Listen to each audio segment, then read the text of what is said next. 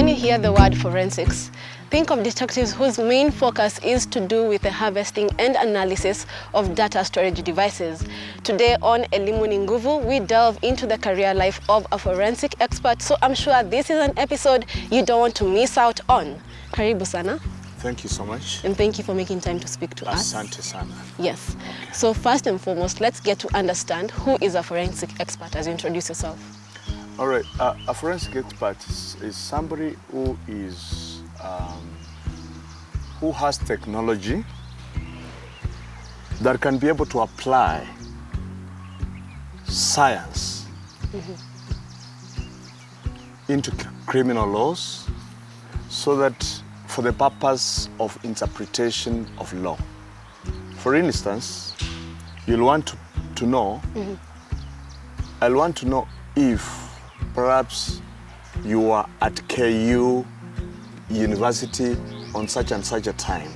We need to get some data and analyze and find out exactly if you really were here or not here.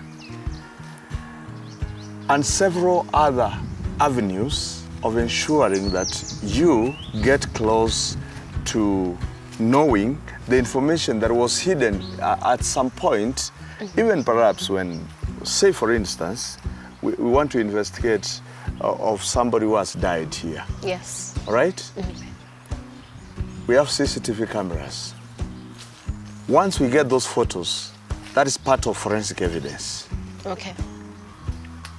If we find out about how his phone has been trailed from wherever he was up to the place of his death, that is also forensic evidence. I mean, forensic evidence involves analyzing data. We can look at the most recent calls that you have there, and we can be able to find out who called you, whom did you meet, how long did you stay with these people, and what did you talk with them on SMSs, and what kind of evidence we can be able to extract from either the computers or your phones or your laptops, or anything about technology that can help us.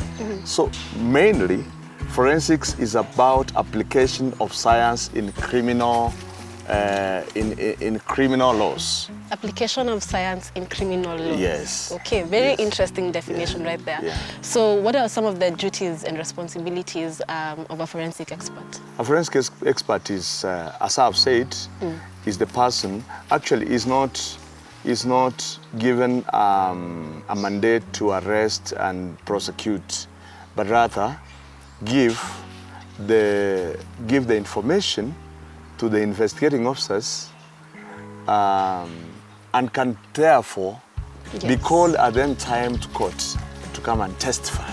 As witnesses. As witnesses. Okay.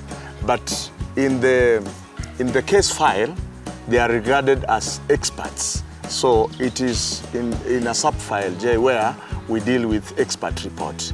So you'll be required to come and testify that you are qualified forensic expert to look at the data, and you will swear that you have the capability to look at those data as a forensic expert. That is before you even give the evidence before court. I'm learning so much, by the way. It's an interesting field, and for those who love adventure, you know, the thrill that comes with the job, you should probably be a forensic expert. Yes. And I'm sure in your line of work, you come across so many crime scenes and, you know, horrifying cases and instances that you have to deal with. So how do you handle the trauma and psychological turmoil that you go through at that point? Yeah, just like you said, in terms when it comes to crime scenes, we have different types of crime scenes. Okay. Perhaps there's a place where there's a crime scene where we require a ballistic expert. There's a crime scene where we need a fingerprint expert to come and perhaps dust. You know, somebody is dead here, and you are told never to disturb the scene of crime, because once you touch that person, that's a scene of crime, and your fingerprints will remain there, and therefore you must be answerable to the investigative agency so that we exonerate you or your fingerprints from blame.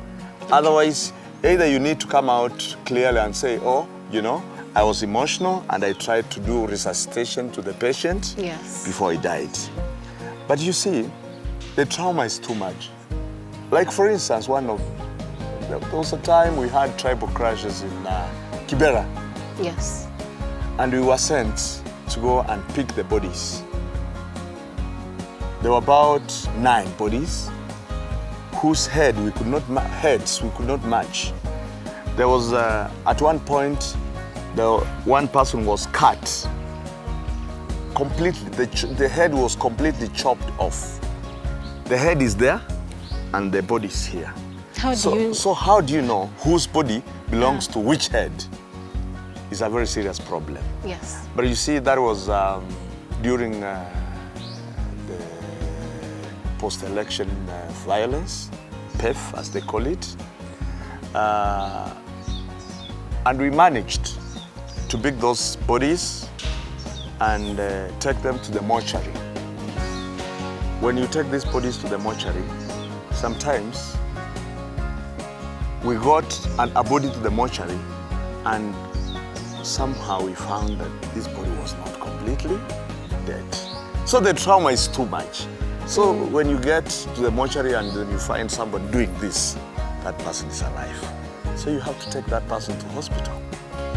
We experience a lot of trauma, and that is why in my last interview, I say that if there is any institution that needs serious counseling department, it's the police force. Because of the police, the National Police Service. Yes. We've been used to the old one. The National Police Service needs counseling department. We need a lot of psychiatrists, people to come and help the police force, please. I think this is also similar to what members in the KDF go through, having to go and fight, you know, even across the borders and come back and go through all that psychological trauma on their own. So counseling is very important. And I'm intrigued to find out, how exactly did you find yourself in this line of work? All said and done that you're working corpses. How did you find yourself in this line of work? I want to say it is the job I despise the most, that I didn't want to be there, but it is the job that I love to the moon and back. Why? Because when I joined the police, I was not prepared. My mindset was not to join the police. Yes. I had dreams just like you. I had the dreams to fly high. You wanted to become a pilot? No, to be a doctor, to be in the hospital, working. Unfortunately, due to the fact that in our country, you don't do exactly what you want to do because job opportunities are not easily available. So when I got a chance to become a police officer, I continued to pursue that, and I developed affinity towards this job.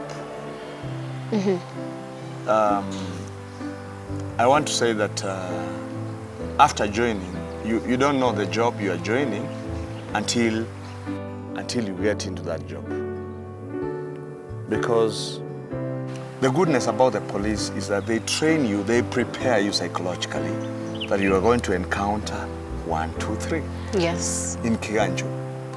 Because the training is strenuous than the work in the field. So you undergo a very strenuous course that when you come outside, you find that it is better to work than to be trained. So I think I was prepared. I was prepared when I came out, and I said to myself, this job, I will have to take it forward. And here I am doing it.